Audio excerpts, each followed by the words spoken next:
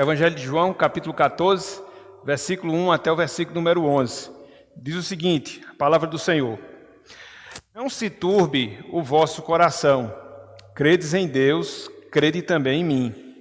Na casa de meu pai há muitas moradas.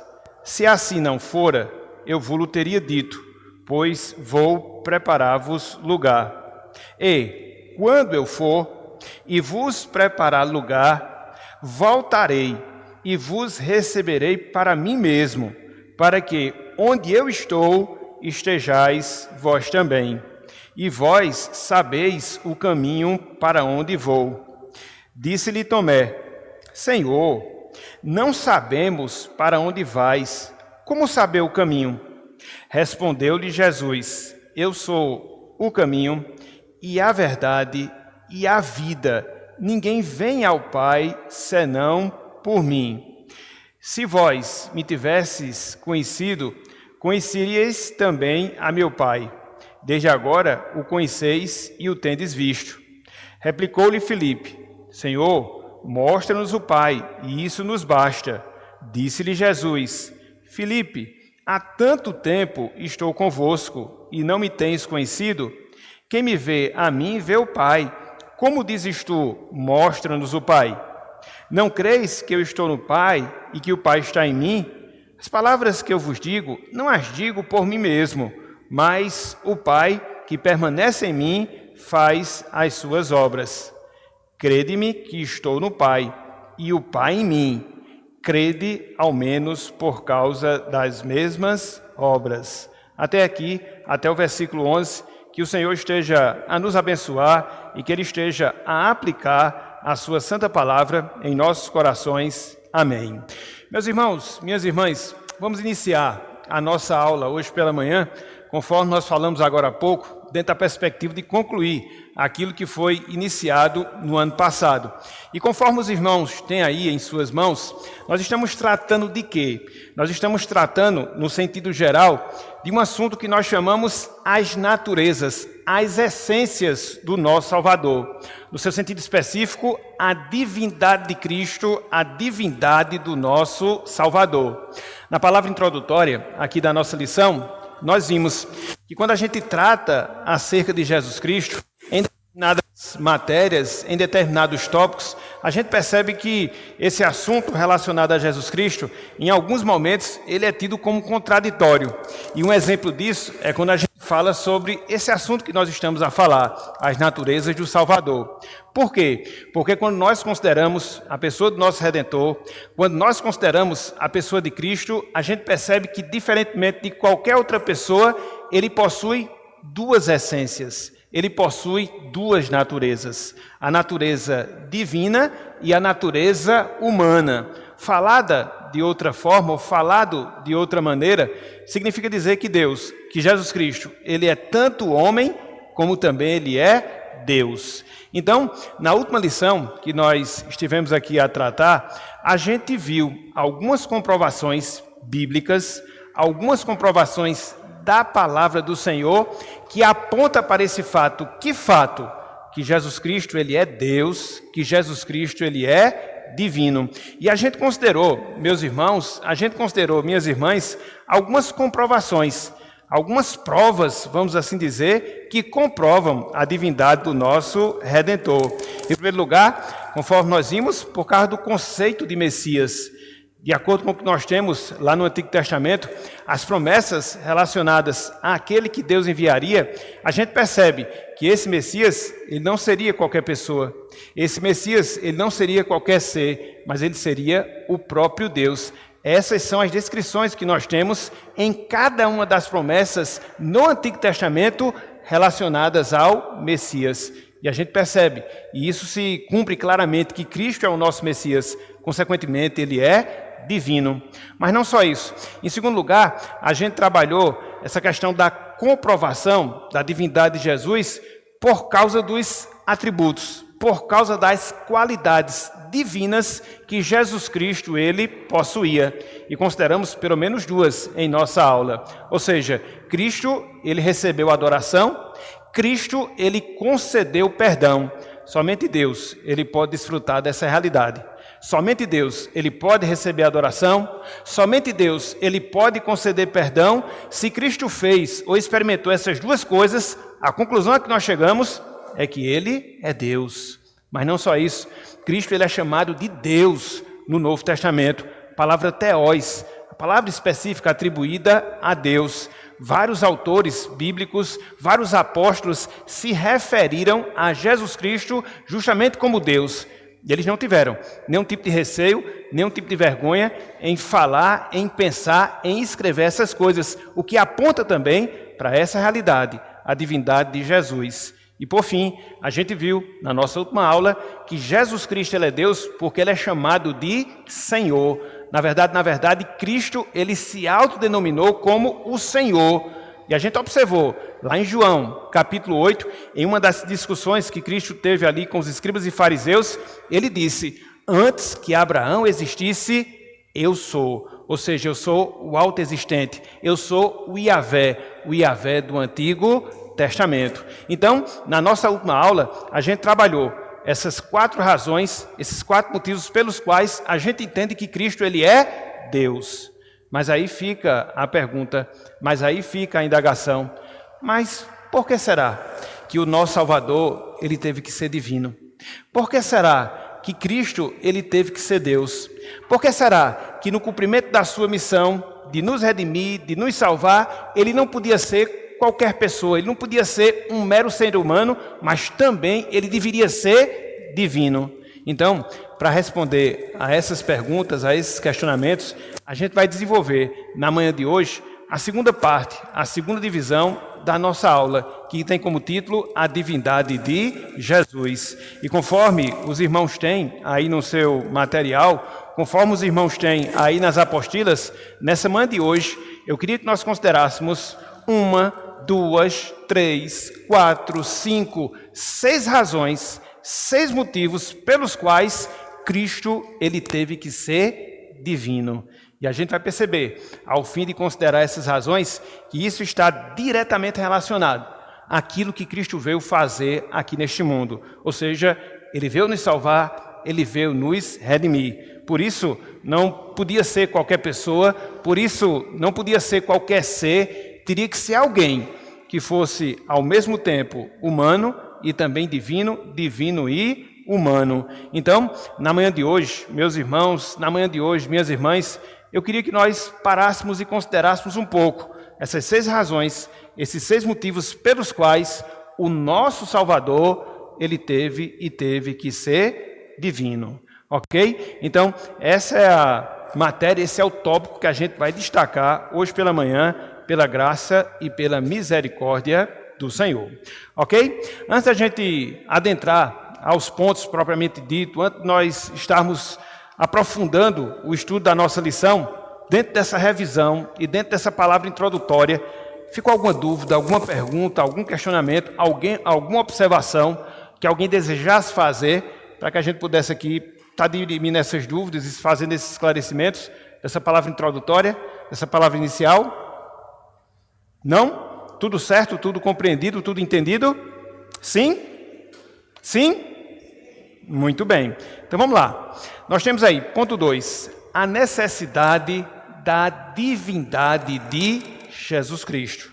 Por que que Cristo teve que ser Deus? Por que que o nosso Salvador teve que ser divino? Há algumas razões, há alguns motivos que fez com que isso fosse necessário, conforme nós vimos, pelo menos 6. E o primeiro deles, meus irmãos, minhas irmãs, Cristo, ele teve que ser Deus. Cristo, ele teve que ser divino para poder cumprir perfeitamente a lei de Deus. Eu não sei se vocês já pararam, eu não sei se vocês já pensaram, eu não sei se vocês já refletiram acerca dessa realidade, mas para qualquer ser humano é impossível cumprir perfeitamente a lei de Deus. E quando a gente fala a lei de Deus, a gente se refere aos 3 aspectos, vamos assim dizer, da lei de Deus. Seja a lei cerimonial, que era desenvolvida no período do Antigo Testamento, que consistia no sistema de todos aqueles sacrifícios que a gente observava, era uma obrigação que recaía em especial sobre o povo judeu, mas por extensão sobre todos os homens, um aspecto da lei. Em segundo lugar, é aquilo que nós chamamos de lei civil, que eram aquelas ordens, aqueles mandamentos que Deus havia destinado para o seu povo, em especial para Israel, lá no Antigo Testamento. E existe também aquilo que nós chamamos de lei moral, que é o quê? É o decálogo, os 10 mandamentos. Enquanto seres humanos, nós temos a obrigação, sobretudo ao último aspecto da lei, a lei moral, de cumprir, de seguir e de obedecer. Ao nos criar, ao nos colocar aqui neste mundo, Deus impõe essa obrigação, essa responsabilidade. Contudo, meus irmãos, contudo, minhas irmãs, o que é que a gente observa? O que é que a gente experimenta dentro da nossa realidade? É a incapacidade que eu, você, todos nós temos de cumprir cabalmente, de cumprir perfeitamente a lei de Deus. E é nesse sentido que Jesus Cristo ele veio. É nesse sentido que ele é Deus. Porque, como Deus que ele é, ou seja, Jesus Cristo, ele teve a capacidade, como de fato consumou todas as minúcias, todas as observâncias da lei de Deus. De sorte que ninguém, absolutamente ninguém, tinha autoridade de chegar para Jesus Cristo e de apontar nele algum tipo de pecado, algum tipo de falha, algum tipo de transgressão. Isso. Nosso irmão Diácono Samuel está perguntando quem está faltando ainda da lição, ter a lição, ter o material, para que ele possa distribuir. Se alguém tiver aí com falta de material, Diácono Raimundo ali, ele vai distribuir. Ok? Então, voltando. Ninguém, absolutamente ninguém, tinha condição de chegar para Cristo e apontar qualquer tipo de falha, qualquer tipo de desobediência, qualquer tipo de inobservância em relação àquilo que Deus exigia. Não, ele cumpriu a lei de Deus nos seus mínimos detalhes. E por que ele fez isso? Porque ele procedeu dessa forma? Porque ele tinha essa capacidade? Porque ele não era apenas um homem, mas ele era Deus. Olha só, meus irmãos, olha só, minhas irmãs, para a gente ver essa incapacidade que a gente tem, a gente pode chamá-la de incapacidade inerente, incapacidade natural de obedecer à lei de Deus. Vejamos o que relata o apóstolo Paulo. Abram aí, por favor, carta de Paulo aos Romanos, capítulo 7. Eu não sei se vocês se lembram, mas quando Paulo ele escreve esse capítulo, ele mostra, sobretudo em alguns versículos, a dificuldade que ele, Paulo, tinha de cumprir a lei de Deus.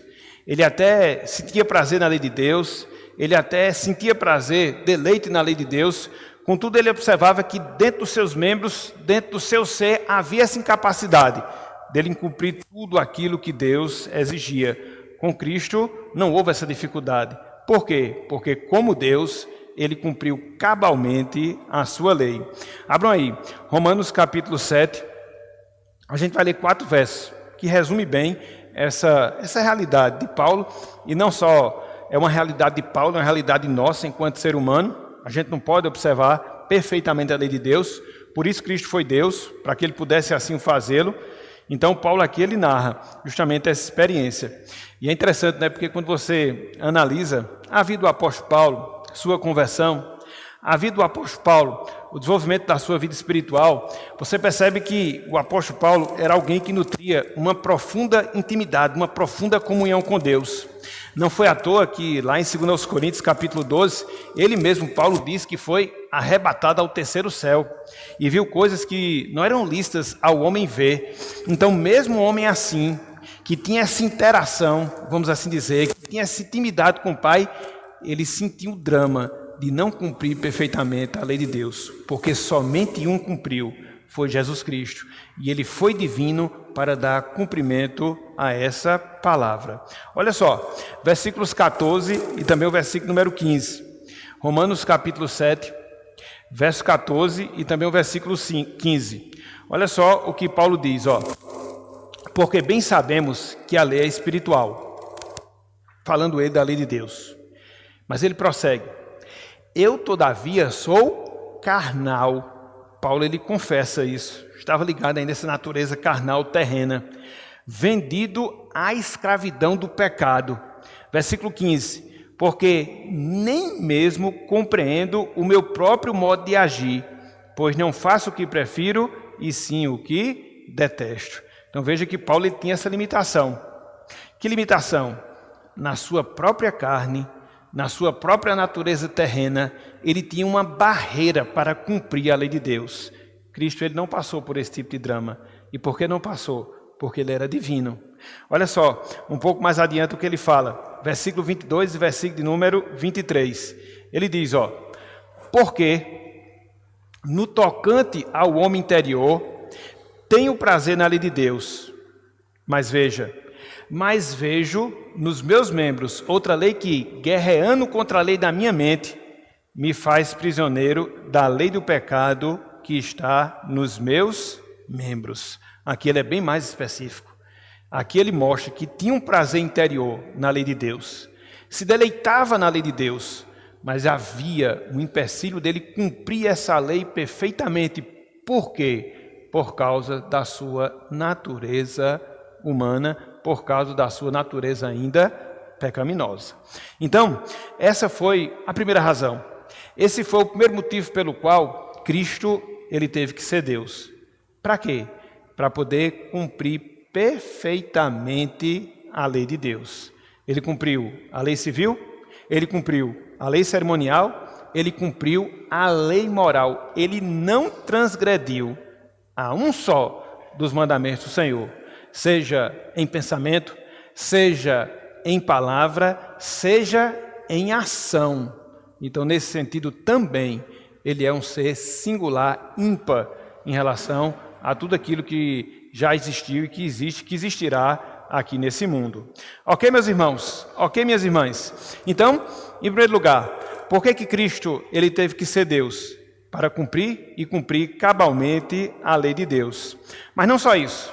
Em segundo lugar, Cristo ele teve que ser Deus para revelar perfeitamente a Deus e revelar a sua salvação.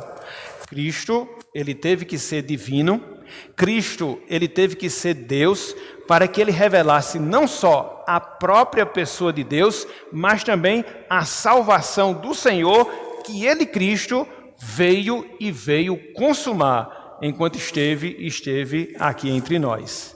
Esse é um dado, essa é uma informação que jamais, meus irmãos, minhas irmãs, a gente deve esquecer. Quando a gente pensa na encarnação do Verbo, quando a gente pensa no nascimento de Jesus Cristo, essa encarnação, esse nascimento teve esse objetivo. Ou seja, através do Filho, o Pai se revela. Significa dizer que no passado, significa dizer que no Antigo Testamento, Deus o Pai não havia se revelado? Não, muito pelo contrário. De diversas formas, de diversas maneiras. Ao longo de todo o Antigo Testamento, desde a criação, o Pai se revela a cada um de nós, a humanidade. Contudo, entretanto, todavia, nada, absolutamente nada, se iguala ao fato do seu próprio Filho ter vindo e ter se encarnado. De sorte que, enquanto Cristo esteve aqui, era o próprio Deus, era o próprio Pai. As palavras que Cristo falou eram palavras do próprio Pai. As obras que Jesus Cristo ele realizou eram as obras do próprio Deus, porque ele veio aqui em carne para se revelar clara e perfeitamente a todos nós. Isso é um grande privilégio, meus irmãos. Isso é um grande privilégio, minhas irmãs, sobretudo experimentado por aquelas pessoas que tiveram contato pessoal, físico com Jesus Cristo. Elas não estavam ali diante de um mero homem, elas não estavam ali diante de um grande rabi, elas não estavam ali diante de um homem que tinha uma vida moral exemplar, não. Elas estavam perante o próprio Deus, o próprio Senhor, porque Cristo ele veio, Cristo ele foi divino, a fim de revelar o Pai a cada um de nós. Vejamos, meus irmãos, vejamos, minhas irmãs, o que a Bíblia fala em relação a isso aí. Vamos ver, pelo menos alguns textos que nós encontramos no Evangelho de João. no Evangelho de João, a fim de que facilite aqui a nossa procura, possamos encontrar com mais facilidade os textos e assim perceber essa verdade que nós temos diante de nós. Abramos, primeiramente, no capítulo 1 de João, versículo 18. Capítulo 1 de João, versículo 18.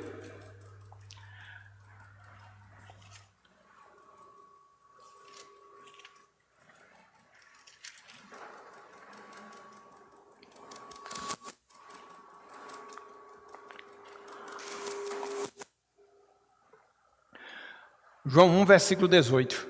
Olha só o que João fala aqui em relação a Jesus Cristo. E esse propósito revelatório, vamos assim dizer, que a sua vinda, a sua encarnação teve para cada um de nós. Revelar, no caso, o próprio Pai. João 1, versículo 18. O apóstolo João assim nos diz: ninguém, veja, jamais viu a Deus.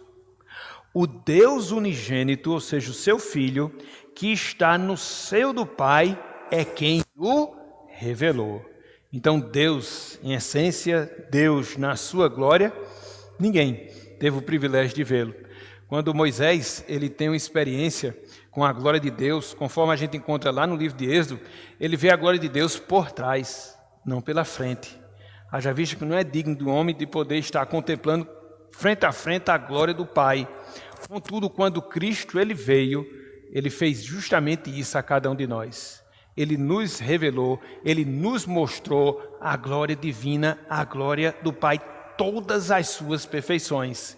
Então, Cristo ele vem, Cristo ele se encarna, Cristo ele é Deus, para poder revelar a Deus. Vamos voltar para o texto que a gente leu na leitura introdutória, que também é no Evangelho de João, que mostra isso com mais facilidade, dentro do diálogo, da conversa que Cristo ele tem, em especial com Filipe. Cristo aqui, João capítulo 14, ele está nos momentos derradeiros, vamos assim dizer, do seu ministério terreno. Ele está prestes a ser preso, a passar por todo aquele sofrimento pelo qual ele passou, vindo a morrer. Então, nessas últimas palavras aos discípulos, nesses instantes finais com os discípulos, a gente vê aqui um diálogo interessante, onde o próprio Cristo mostra a Filipe que ele é a própria revelação do Pai. Vejam aí, João capítulo 14,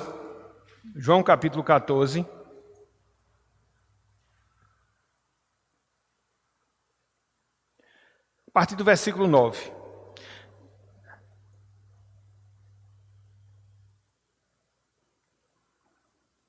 Aqui na lição tem até o versículo 11, mas pode colocar o versículo 9. Olha só, João capítulo 14, versículo 9. Versículo 8, que aí fica melhor que a gente pega o pedido de Filipe. Diz o seguinte, ó, João 11, versículo 8. Replicou-lhe Filipe.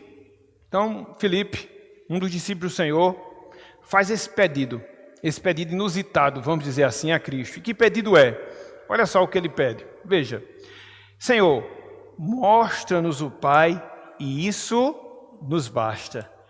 Perceba que aqui os discípulos já haviam passado pelo menos 3 anos na convivência com Jesus Cristo. Já haviam testemunhado alguns milagres, na verdade, muitos dos milagres que Jesus Cristo tinha realizado. Andado sobre o mar, restaurado vista a cegos, ressuscitado pessoas. E veja que, apesar de tudo isso, pelo menos aqui, em relação a Filipe, ele ainda queria que Cristo revelasse o Pai, porque ele não tinha tido ainda uma visão de quem seria o Pai. 3 anos andando continuamente com Jesus Cristo. E olha só o que Jesus responde a Filipe, diante desse pedido que ele faz. Veja, versículo 9. Disse-lhe Jesus, Filipe, há tanto tempo estou convosco e não me tens conhecido? Quem me vê a mim, vê o Pai. Como dizes tu, mostra-nos o Pai. Será, Filipe, que você não percebeu ainda? Será, Filipe, que você não entendeu ainda? Você está diante do próprio Deus. Será que tudo aquilo que eu falei, será que a maneira como eu vivi, será que os milagres que eu realizei não foram suficientes para você ter esse entendimento que eu não sou uma pessoa comum, eu sou o próprio Deus, estou aqui revelando Deus. Então veja que só após 3 anos de convivência, acompanhando Jesus Cristo, após essa explicação detalhada que ele, Jesus Cristo, dá, é que Filipe, e não só ele, mas alguns outros discípulos que porventura tivessem a mesma dúvida de Filipe, chegam a esse entendimento. Que entendimento? Ali eles estavam perante o próprio Deus. Foi por isso que no versículo 11, Cristo disse: crede-me que eu estou no Pai, e que o Pai está em mim. Crede ao menos por causa das mesmas obras. Então aquilo que Deus realiza, eu realizo. Aquilo que Deus faz, eu também faço. Os milagres que Deus opera, eu também opero. Então, Filipe, eu também sou Deus. Talvez aqui nesse instante, talvez aqui nesse momento, caiu, como a gente diz, a ficha do entendimento de Filipe. E ele contemplou a Jesus Cristo, não só como uma mera pessoa, mas ele contemplou a Jesus Cristo como o próprio Deus. Então, segunda razão, segundo motivo. Muito bem, então a gente já viu 2 razões, 2 motivos pelos quais Cristo ele teve que ser divino. Em primeiro lugar, para poder cumprir cabalmente a lei de Deus. Em segundo lugar, para revelar Deus e a sua salvação. E, em terceiro lugar, Cristo ele teve que ser divino para derrotar definitivamente a Satanás. Cristo ele teve que ser divino para derrotar definitivamente a Satanás. Conforme nós temos aí na lição, Deus ele se fez homem para livrar seu povo do domínio das trevas. Não haveria ninguém, absolutamente ninguém, dentre toda a criação, seja de homens, seja de anjos, que pudesse cumprir essa missão. Que missão? Resgatar um povo do império das trevas. Somente Deus, ele podia fazer isso. E por isso Cristo vem e faz. E por isso Cristo, mediante a sua obra, nos redime como povo seu. Por isso Cristo ele nos livra da prisão, das amarras do diabo, por causa da sua divindade. Então, nesse sentido também, se fez necessário que ele fosse divino. Olha só o que o autor aos Hebreus fala em relação a isso. Abram aí, por favor. Carta aos Hebreus, capítulo 2, versículos 14 e 15. O autor sagrado aqui, ele resume bem esse ministério de Jesus Cristo. É interessante, né, como as coisas elas se dão. O que a gente observa lá em Gênesis capítulo 3, Adão caindo na tentação que foi oferecida pelo diabo. A partir dali, não só Adão, mas toda a raça humana, ela acaba se colocando nessa condição de escravos do diabo. Uma condição, humanamente falando, irremediável. Humanamente falando, irremediável.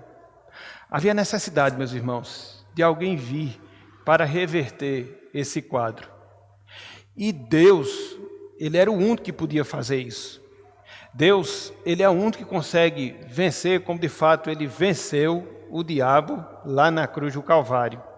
Daí a necessidade de Cristo ser divino para destruir, para desfazer, para aniquilar, completa e definitivamente falando, as obras do diabo. Um profeta não podia fazer isso. Um ser humano não podia fazer isso. Por mais religioso que fosse, por mais piedoso que fosse, não, tinha que ser alguém acima de nós. Tinha que ser Deus. E por isso Deus fez. Então, olha só, Hebreus capítulo 2, versículos 14 e 15. Hebreus capítulo 2, versículos 14 e 15. Olha só o que diz aqui o autor sagrado. Hebreus 2, verso 14. Visto, pois, que os filhos têm participação comum de carne e sangue, deste também ele, referindo-se a Jesus Cristo, igualmente participou, porque, conforme a gente vai ver lá na frente, Cristo ele possuía uma natureza humana, ele era feito de carne, feito de sangue. Então, ele participou também dessa condição. Para que, veja, por sua morte, a morte de Jesus, ele fizesse o quê? O autor complementa: destruísse aquele que tem o poder da morte, a saber, o diabo. A Bíblia diz que o salário do pecado é o quê? O salário do pecado não é a morte? Então, a partir do momento que Adão, Eva, toda a raça humana pecou, o diabo podia fazer essa reivindicação, matar. Porque onde há pecado, há morte. Então ele tinha esse poder, entre aspas, vamos assim dizer, em virtude das pessoas terem optado em Adão pelo caminho do pecado, consequentemente serem passíveis de morrer. Era essa a exigência. Mas aí Cristo vem, reverte, muda, altera completamente esse quadro e destrói esse poder que o diabo tinha de reivindicar a morte daqueles que estavam em pecado. Por quê? Ele mesmo morre por causa dos nossos pecados. Ele se coloca na nossa condição. Ele é o nosso substituto. Ele assume o nosso lugar. Ele passa por aquilo que nós deveríamos passar. Para quê? Para que assim a gente pudesse experimentar da salvação. As coisas elas são feitas de maneira muito organizadas, muito lógicas, dentro do processo de redenção. E com Cristo não é diferente. E por isso a sua divindade, para que ele pudesse nos livrar do poder que o diabo tinha sobre nós de exigir a nossa morte, porque nós éramos pecadores. E o autor complementa no versículo 15: e livrasse todos que, veja, pelo pavor da morte, estavam sujeitos à escravidão por toda vida. Esse não é o grande medo, meus irmãos? Esse não é o grande temor, minhas irmãs? Que os seres humanos, dentro da sua totalidade, eu falo, dentro da sua totalidade têm? Que medo é? De morrer. Que medo é? Medo da eternidade. Por mais que as pessoas não confessem, por mais que elas não falem, existe dentro dos seus corações o temor. Existe dentro dos seus corações o temor. O que vai ser de mim depois dessa vida?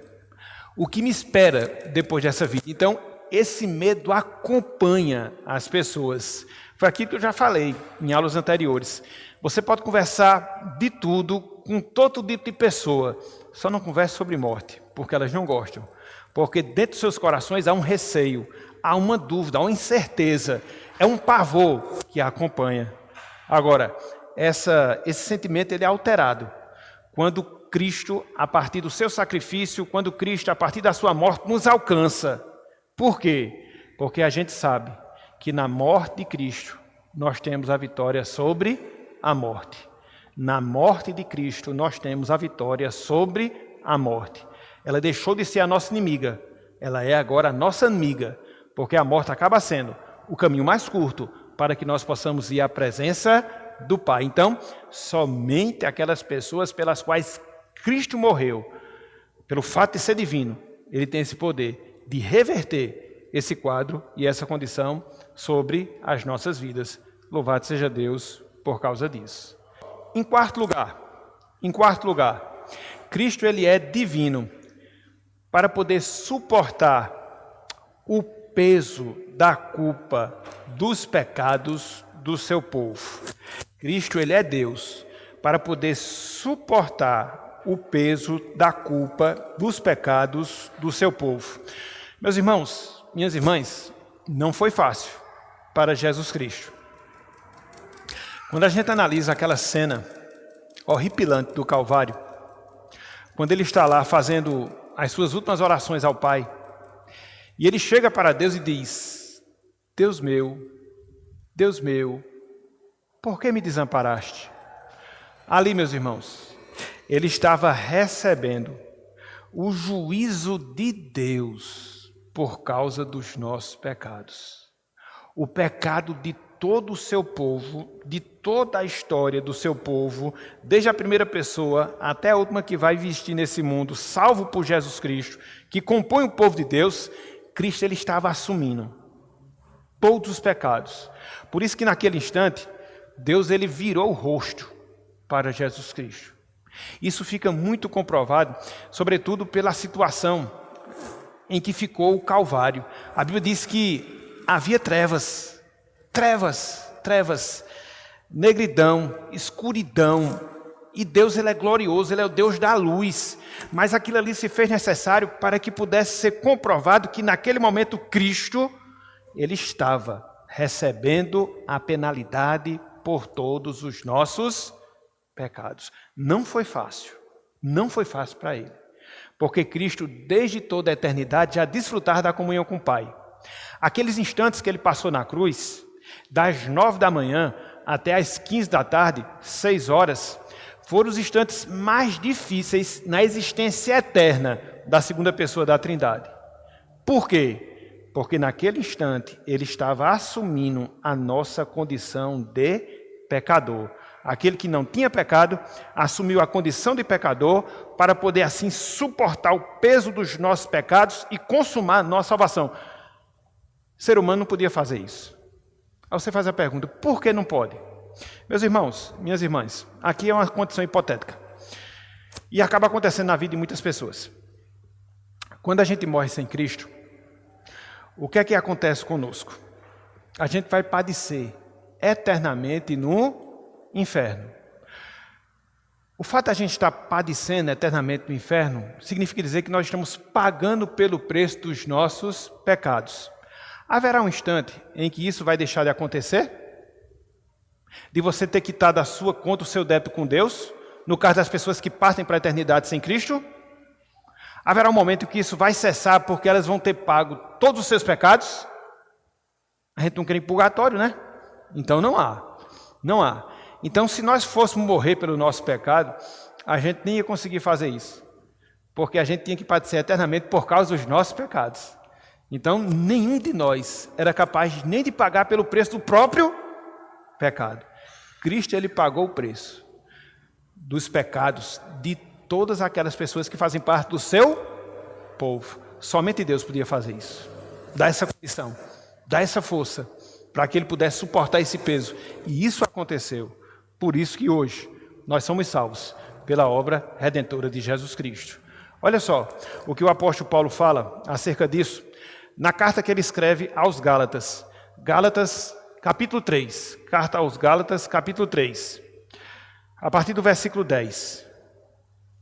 Veja, meus irmãos, veja, minhas irmãs, a riqueza de detalhes doutrinários, teológicos que você observa quando você esmiuça essas finalidades da divindade de Jesus Cristo. E você vai ver que todas elas vão desaguar no mesmo lugar. Vão desaguar aonde? Vão desaguar na nossa salvação. Vão desaguar na nossa salvação. Olha só. Gálatas capítulo 3, a partir do versículo 10. Daí, meus irmãos, a gente poder ter essa convicção, a gente ter a certeza, que certeza? Uma vez salvo, salvo para sempre. A obra de Cristo é perfeita, para redimir perfeitamente aqueles que são alcançados por ela. Gálatas 3, a partir do versículo 10, até o versículo 13.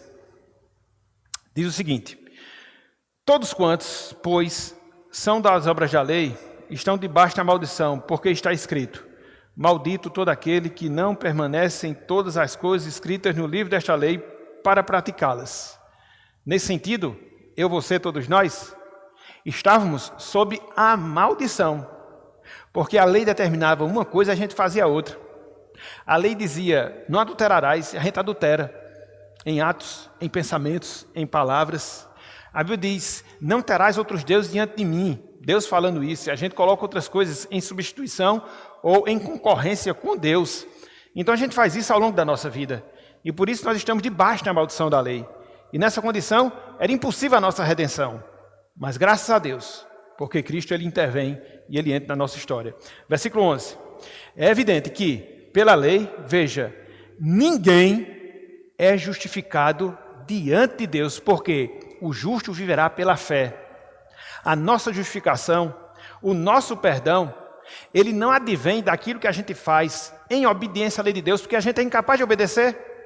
A gente é incapaz de seguir. A gente viu que somente Cristo podia fazer isso. O próprio apóstolo Paulo, apesar de toda a santidade que tinha, ele via nos seus membros uma incapacidade natural de cumprir completamente a lei de Deus.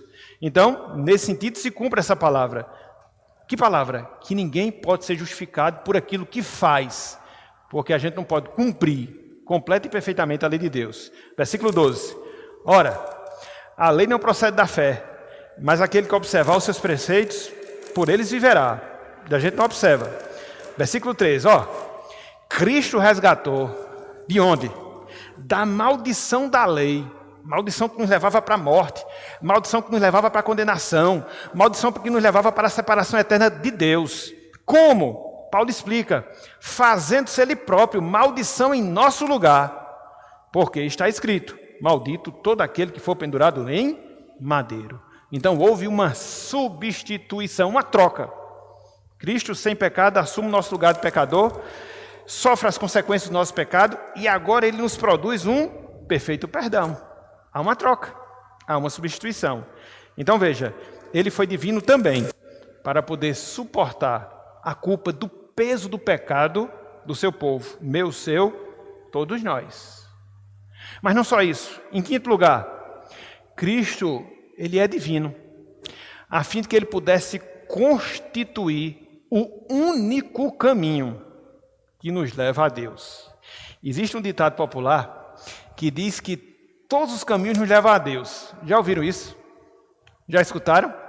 Não, todos os caminhos nos levam a Deus. Olha, eu resisto em pensar dessa forma, porque quando você analisa essa afirmação, partindo do pressuposto do ensinamento bíblico, você vai ver que não corresponde muito à realidade. Então não existe esse negócio de muitos caminhos que nos levam a Deus. Só existe um caminho que nos leva a Deus. Exatamente. Por quê? Porque ele é o próprio Deus. Então Deus, ele se fez carne para fazer o elo. Humanidade, Deus. Deus, humanidade. Ele é o nosso intermediário. Não tem Maria, não tem Pedro, não tem Paulo, não tem Mahatma Gandhi, não tem Maomé, não tem Buda, não tem ninguém. Não tem ninguém. Só tem Jesus Cristo. Por isso ele possui as duas naturezas, divina e humana. Ele liga o homem a Deus. O fato de Jesus Cristo ser o nosso acesso, artigo definido, porque só tem um. Olha só o que Paulo fala. Abram aí, por favor. 1 Timóteo, capítulo 2, versículo 5. 1 Timóteo, capítulo 2, versículo 5. Aqui, meus irmãos, é o que diferencia a verdadeira religião. E isso é importante. Talvez seja uma coisa básica para nós, mas às vezes existem determinadas confusões. E existem confusões, às vezes, não é só no meio romanista, não. Pelo fato da igreja romana defender a mariolatria, idolatria a Maria, como se fosse o caminho. Vai a mãe que o filho atende. Às vezes dentro da igreja evangélica também. Quando você coloca o apóstolo tal, o pastor tal, o bispo tal como seus intermediários para Deus. Não, meus irmãos. Não. Existe uma matéria, um assunto que foi amplamente ensinado no período da Reforma Protestante, que defendia aquilo que nós chamamos de sacerdócio universal dos crentes. Ou seja, que todos nós somos sacerdotes e nos apresentamos a Deus por causa de Jesus Cristo. Ele é o nosso mediador. E olha só o que Paulo fala acerca disso. 1 Timóteo capítulo 2, versículo 5. O apóstolo Paulo diz, porquanto, veja, há um só Deus, um só Deus. E veja, um só mediador entre Deus e os homens. Quem? Cristo Jesus, homem. Está vendo aí? Ele é divino, ele é humano, por isso ele é o nosso único intermediador. Único intermediador entre os homens e Deus. Certo? Em sexto lugar, para fechar bem rapidinho, porque eu já tocou, Cristo ele teve que ser divino para apresentar um sacrifício perfeito. De certa forma, a gente já falou acerca disso. A questão do sacrifício de Jesus Cristo ser um sacrifício diferenciado. Porque no Antigo Testamento se sacrificava o quê? Animais. Mas aí vem Jesus Cristo e Ele mesmo é o próprio sacrifício. Ele mesmo, o próprio Deus, em carne, é o próprio sacrifício. Então, o valor, o mérito, eles são infinitamente maiores. Infinitamente maiores. Então, o fato de Cristo ser divino deu uma conotação infinita ao sacrifício que ele fez. Potencializou infinitamente o sacrifício que Jesus Cristo fez.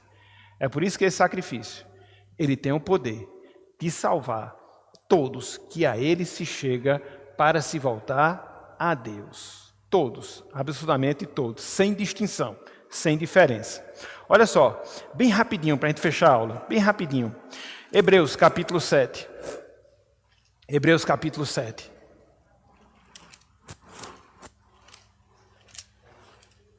Olha só. Aqui o autor sagrado está fazendo comparações entre Cristo e Melquisedeque, que é um tipo de Jesus Cristo no Antigo Testamento. E depois ele vai fazer uma comparação com os sacerdotes do Antigo Testamento. Cristo supera a todos com o seu sacrifício.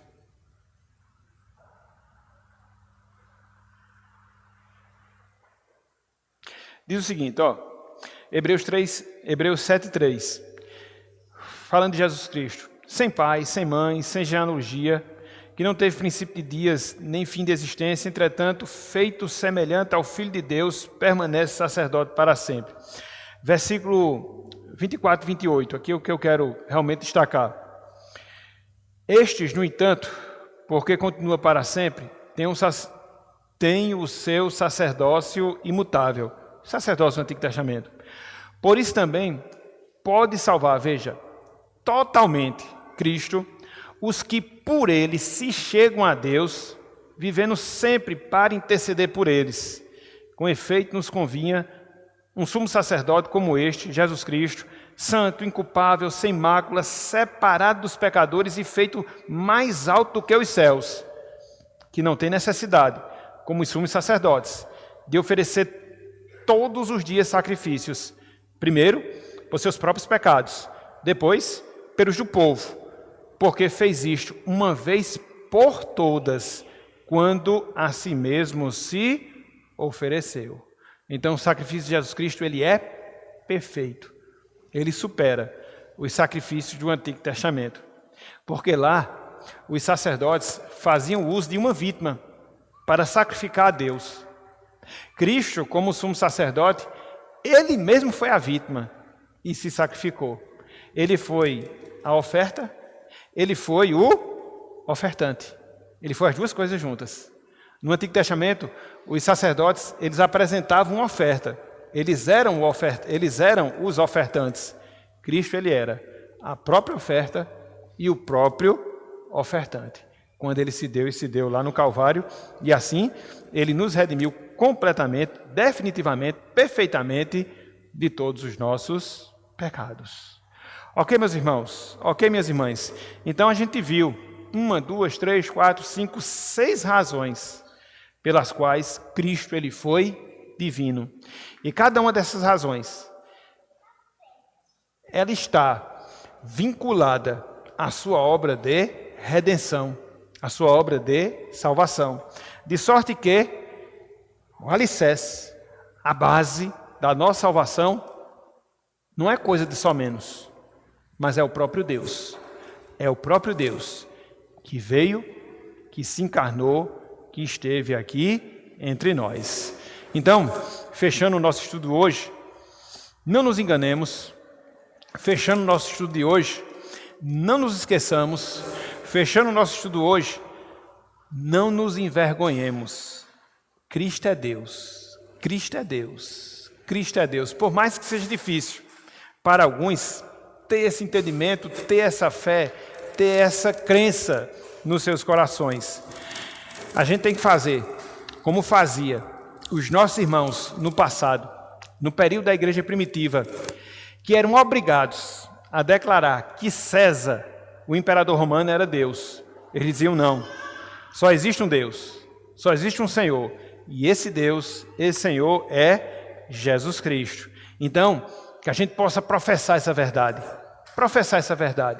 porque quando a gente professa a verdade, a gente está pregando o Evangelho, as boas novas de salvação, mostrando que Cristo, o divino, Cristo Deus, de fato, ele é o nosso perfeito Salvador.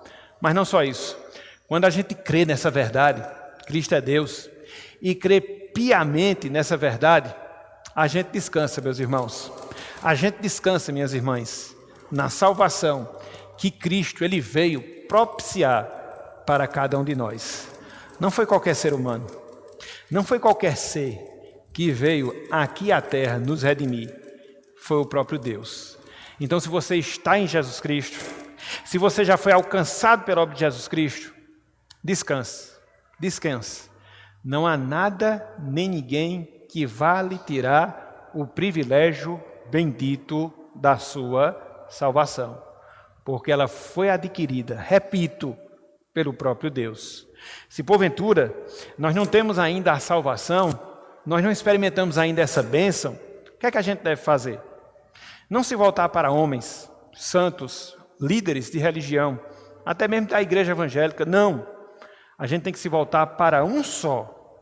E essa pessoa é Jesus Cristo de Nazaré. Reconhecendo-o como nosso Deus, entregando a nossa vida a Ele, confessando os nossos pecados a Ele e contemplando-o na sua perfeita e infinita glória. Essa é a mensagem de boas novas. Essa é a mensagem de salvação que esse mesmo Cristo ele veio transmitir ao longo do período em que ele esteve conosco desempenhando o seu ministério. Então, meus irmãos, minhas irmãs, que Deus ele esteja a nos abençoar, aplicar essa verdade no nosso coração, para que assim a gente possa cada vez mais descansar na salvação bendita que Cristo graciosamente ele adquiriu para todos nós. Que Deus nos abençoe em nome desse mesmo Jesus. Amém.